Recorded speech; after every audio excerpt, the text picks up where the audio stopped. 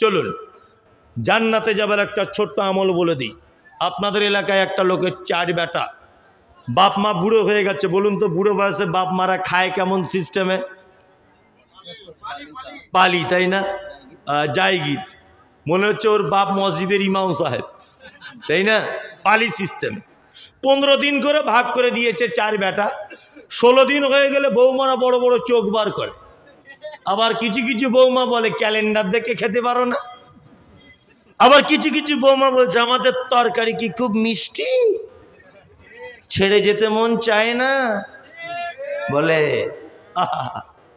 আপনার মায়ের বয়স 80 বছর, 75 বছর, বাপের বয়স 85 বছর। সবাই চুপ করুন, কেউ হিলডোল করবেন না, চুপচাপ বসুন। এই কথাটা বলার জন্য অনুরোধ করছি। নড়াচড়া পর্যন্ত করবেন না, আমার দিকে অ্যাক্টিভ হয়ে থাকুন। এই কথাটা শুনলে আপনার এইখান থেকে যদি 1 ফোঁটা পানি না বার হয়, তাহলে ভেবে নিতে হবে যে আপনার অন্তর শক্তে পাথরের মতো হয়ে গেছে। আর এইখানে যদি একটু নরম হয় এই 2 জায়গায়, তাহলে ভাববো এতক্ষণ বক্তব্য দিয়ে আপনার কিছু কাজ হয়েছে। জি, শুনতে থাকুন। বাপের বয়স 85, মায়ের বয়স 75। 4 ভাই আপনারা দিল্লিতে কাজ করেন।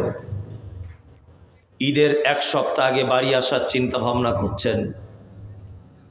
স্ত্রীকে ফোন করেছেন, হ্যালো শামিমা, তোমার জন্য কিছু নিয়ে যেতে হবে? শামিমা বলছে আমার জন্য একটা শাড়ি, ছেলের জন্য একটা জিন্স প্যান্ট, মেয়ের জন্য 2টো টপ, আর আমার বোনের জন্য 2টো শাড়ি। মনে করে আনবে কিন্তু। ঠিক আছে। আধ ঘন্টা পরে আবার বউ ফোন করেছে, এই শোনো শোনো শোনো, হলুদ কালারের নিবে কিন্তু আমার শাড়ি 2টো। বলছে হলুদ কালারেরই তো নিয়েছি।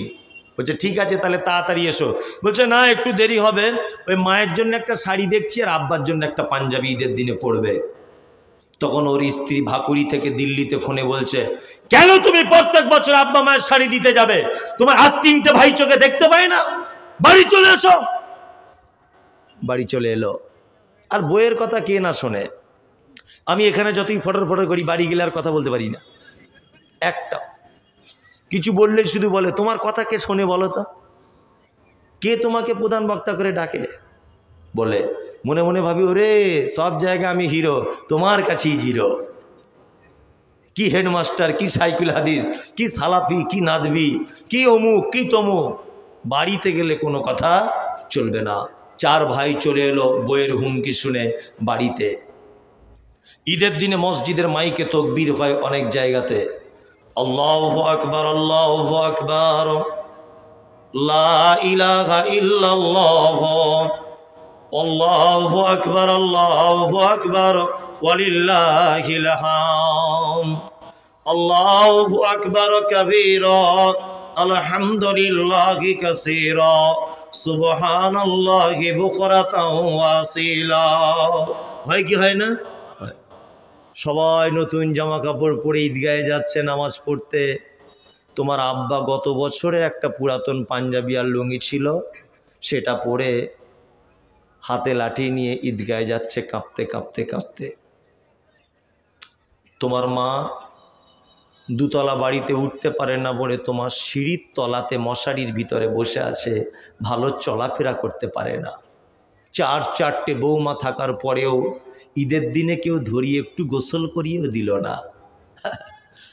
তোমার আব্বা ঈদের নামাজ পড়ে বাড়ি চলে এলো, মেন গেটের সামনে বসে আছে দুপুর 2টো পর্যন্ত।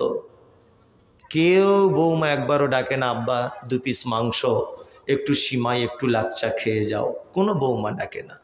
ছোট বৌমার মনে দয়া হলো, 4 পিস মাংস আর 2টো রুটি ছেলেকে দিয়ে বলছে তোর দাদির মশারির ভিতরে দিয়ায়। মশারির ভিতরে দিতে গেছে, উপর থেকে চিল্লিয়ে বলছে তোর দাদিকে বলবি 2 পিস খেতে আর 2 পিস রাতের জন্য রেখে দিতে। একসাথে 2 পিস খেয়ে নিলে পাতলা পায়খানা হয়ে যেতে পারে। কেন তোমার মায়ের এই অবস্থা? তোমার মা তো 4 বেটার কাছে রাজ সিংহাসনে বসে থাকার কথা আজ ঈদের দিনে। হ্যাঁ, তোমার মায়ের যে অবশ্যই এর পিছনে অপরাধ আছে। আমি যা সমীক্ষা করেছি, পৃথিবীতে মায়ের থেকে বড় অপরাধী আর কোনো নারী পৃথিবীতে নাই। পৃথিবীতে বাপের মতো বড় অপরাধ পৃথিবীতে কোনো পুরুষ মানুষ করে নাই। তাই ঈদের দিনে তুমি তোমার বউ, তোমার বেটা, তোমার শালা, তোমার শালী, তোমার প্রতিবেশী সবাইকে তুমি আনন্দ উল্লাসে মেতে গেছো, তোমার আব্বা মাকে ভুলে গেছো। শোনো, তোমার মায়ের অপরাধগুলো একটা একটা করে বলি। তোমার মা ভাকুড়ি অঞ্চলের এই গ্রামের একজন মহিলা, পর্দারাসীন মেয়ে, জীবনে কোনো পরপুরুষের মুখ দেখায়নি, আজও পর্যন্ত দেখা দেয় না। কিন্তু তোমার মতো বদমাশ ছেলেকে জন্ম দিতে গিয়ে বহরমপুর জেলা হাসপাতালে পরপুরুষ ডাক্তারের সামনে তোমার মা ব্লাউজ সায়া কাপড় খুলে নিজের লজ্জাস্থান দেখিয়ে পরপুরুষ ডাক্তারের কাছে তোমাকে জন্ম দিয়েছে। এটা তোমার মায়ের জীবনের প্রথম নম্বর বড় অপরাধ।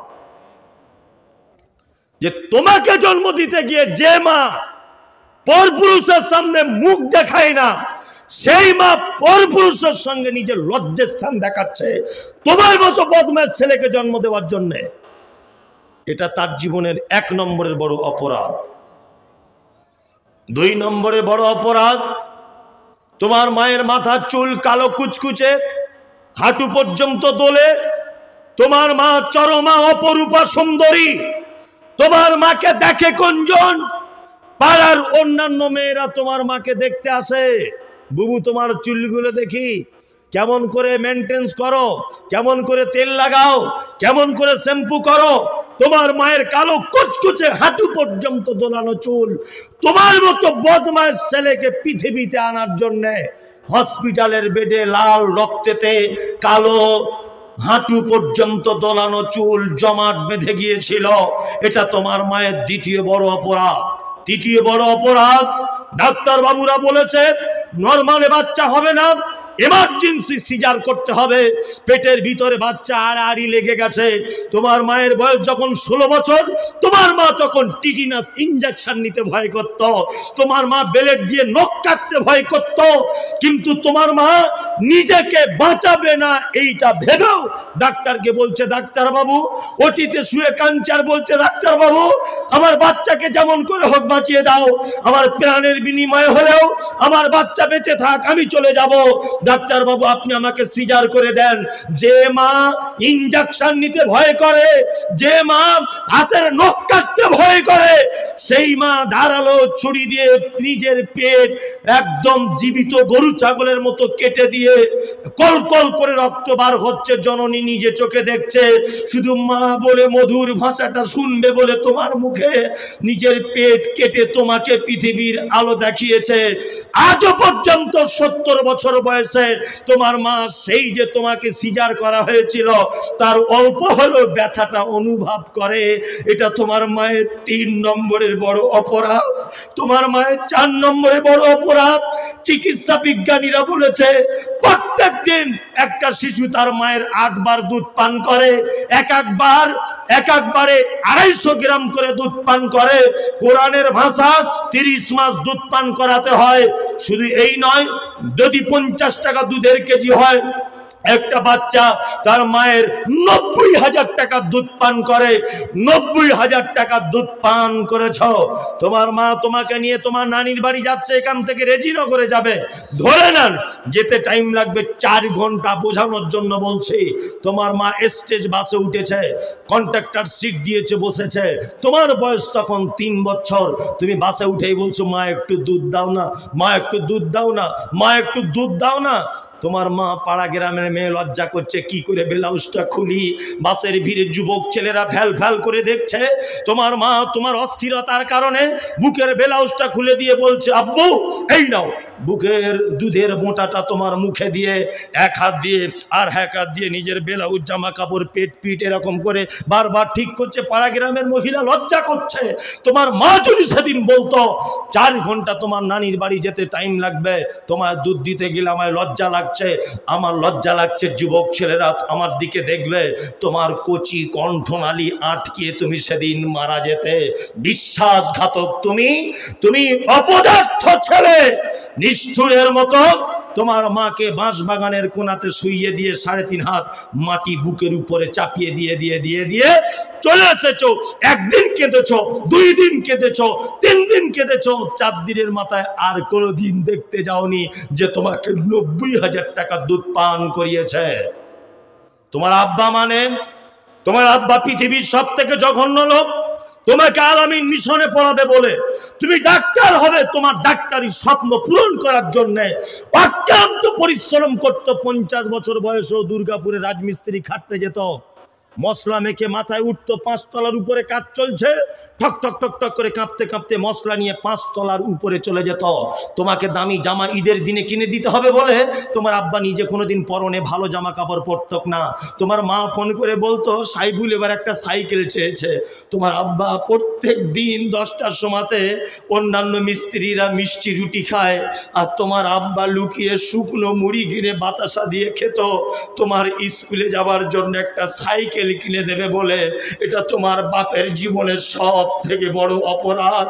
তোমার স্বপ্ন পূরণ করবে বলে তোমার আব্বার পিছনে জামা ছিঁড়ে যেত, ঘামে ভিজে ভিজে ভিজে ভিজে কালো বর্ণের দাগ হয়ে যেত। এটা তোমার বাপের সব থেকে বড় অপরাধ। আজ তো ওই কারণেই তোমার আব্বা তোমার কাছে পালি সিস্টেমে ভাত খায়। কোরআন কি বলছে জানা যাক।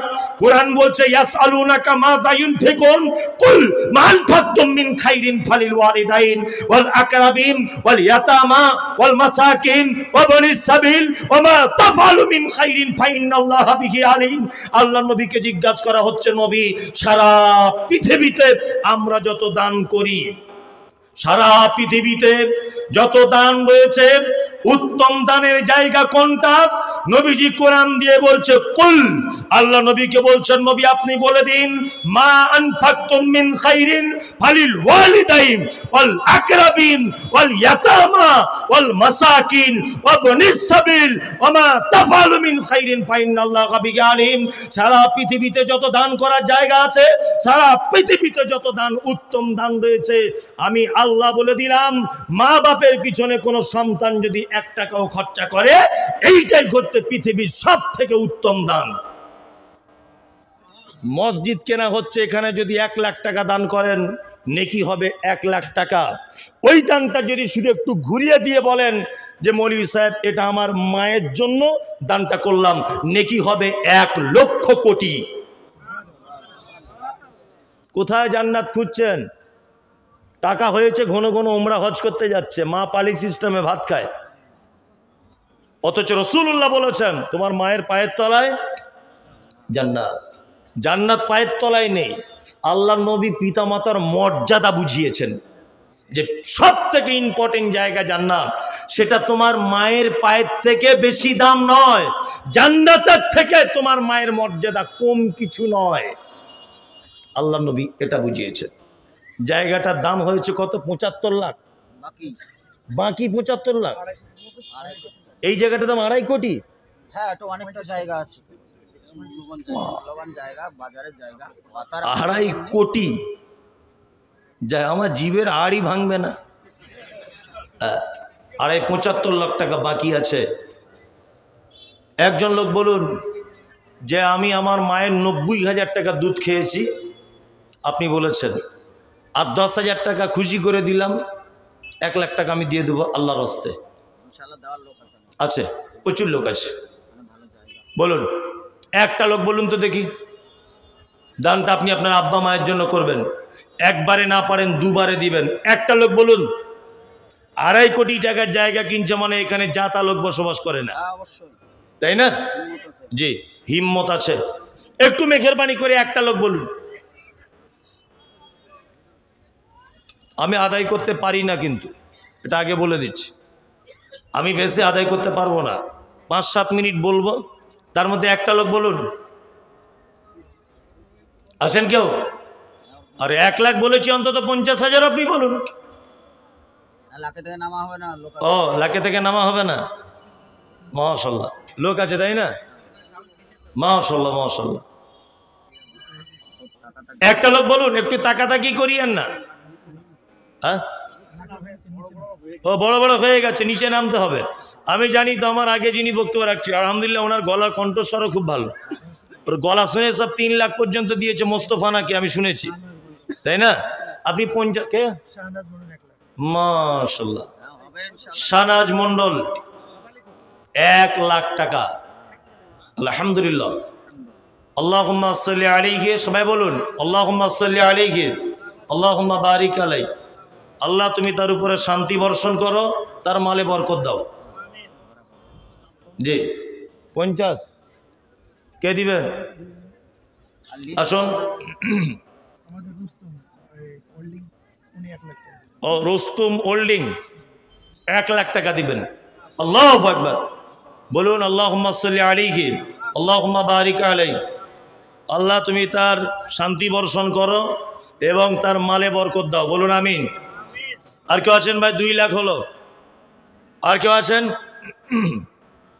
একটু মেহেরবানি করুন। লাখের হাফে আছে। অর্ধেক লাখ অর্থাৎ 50,000।